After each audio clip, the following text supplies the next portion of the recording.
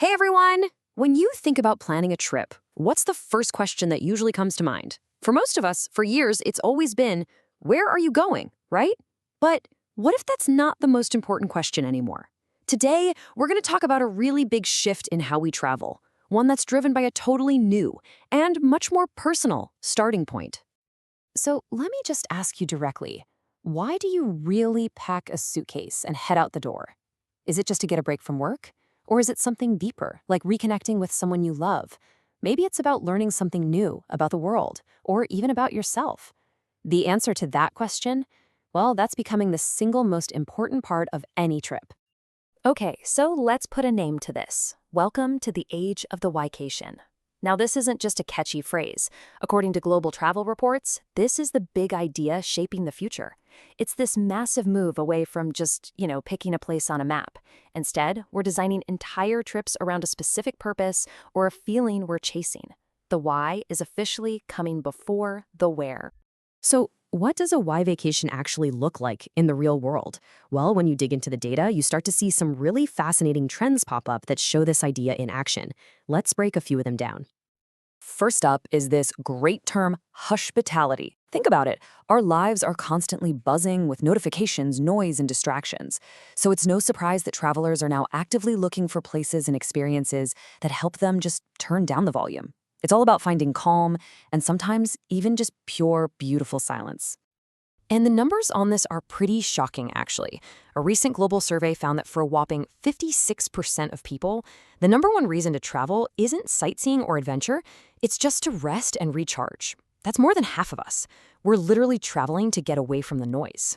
And if we dig a little deeper into that rest and recharge idea, you can see what it's really all about. For 37% of us, it means spending more time in nature. For 36%, the goal is explicitly to improve their mental health. So, you see, this isn't just about taking a nap on the beach. It's about actively seeking restoration for our minds and bodies. Okay, next trend, inheritourism. This one's really interesting. As younger generations, zillennials, start to make their own money and have their own families, it turns out they're not just inheriting grandma's china.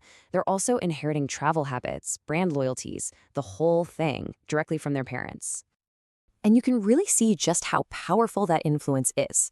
A massive 73% of younger travelers say their parents have shaped their overall travel style. And it gets specific. 66% say their parents influenced their choice of hotels and even the loyalty programs they sign up for. It really does run in the family. Which, of course, leads us right into our third trend. The family vacation isn't what it used to be. The whole structure is changing. We're seeing way more multi-generational trips. Kids, parents, and grandparents all traveling together. And we're even seeing a rise in skip-gen trips, where grandparents just take the grandkids and leave the parents at home. So what's the why behind these big family trips? What's the main goal? Well, it's actually incredibly simple. Play. An unbelievable 84% of travelers said that their main priority for their next family trip is just finding opportunities for everyone, from the youngest to the oldest, to play together. It's not about the destination, it's about that shared joy. Okay, so we're all looking for more purpose, more rest, more connection. That's great. But when you have millions upon millions of people all chasing these whycations, it brings up a huge question. What is the actual effect on the places we're visiting? It's time to zoom out a bit. Whenever we travel, we're not just bringing our suitcases and our cameras. We're bringing our money. And that economic footprint can be an incredibly powerful force for good. But as you'll see, it's a lot more complicated than it looks. So, in a perfect world, what you get is something economists call the multiplier effect. The basic idea is that the money you spend as a tourist doesn't just stop with the person you give it to. It actually keeps moving, rippling through the local community. Let's make that real. Say you buy a beautiful hand-woven scarf from a local weaver. She then uses that money to buy groceries from the farmer's market. The owner of that market stall then uses his earnings to pay rent to his local landlord. All of a sudden, that one purchase you made has helped support a whole chain of people in that community. That's the multiplier effect in action. But, and this is a really big but, there's a major challenge to this. And it's called economic leakage. This is what happens when that tourist money doesn't stay in the local economy. Think about staying at a huge international hotel chain or eating at a global fast food joint. A big chunk of that money can just leak right out of the community and back to a corporate headquarters somewhere else, barely helping the locals at all. And beyond just the money, there's an even more delicate balance we have to think about. The impact on the local culture, the heritage, the very reasons we wanted to go to that place to begin with. This quote from an Egyptologist, Rainer Stadelman, just perfectly nails the dilemma.